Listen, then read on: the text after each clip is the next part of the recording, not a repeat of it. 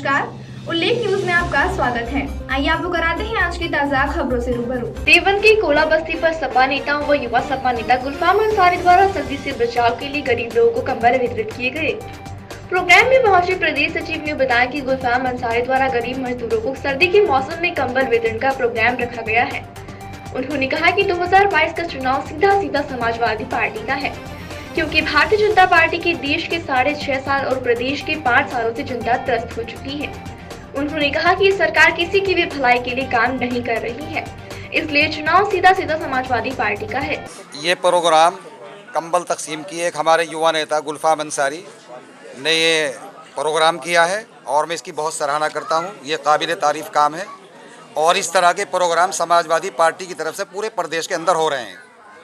हमने आज यहाँ किया और इंशाअल्लाह पूरे देवबंद में हम हर महल्ले में इस तरह के प्रोग्राम करेंगे।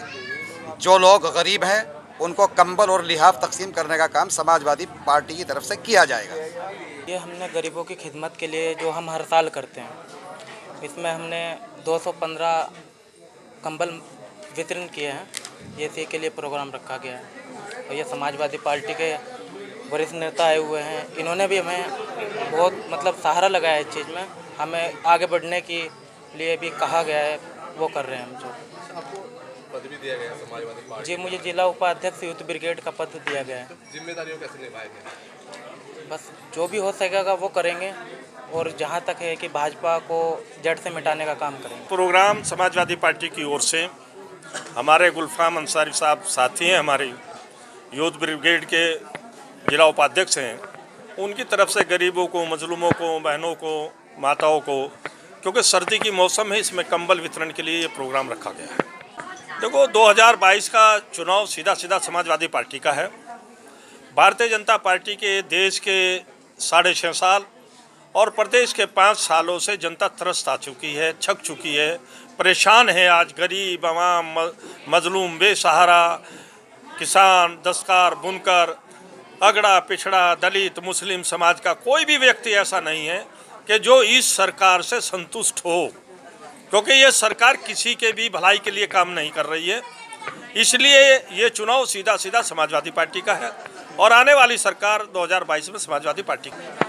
देखो, जहाँ तक किसानों की मांग का सवाल है, किसानों ने लगभग 2 साल भर तक एक आंदोलन किया, संघर्ष किया और इस सरकार ने उन 800 किसानों को जिन्होंने अपनी शहादत दी है इस आंदोलन में, ये उनकी शहादत का ही नतीजा हमारे सामने आया है।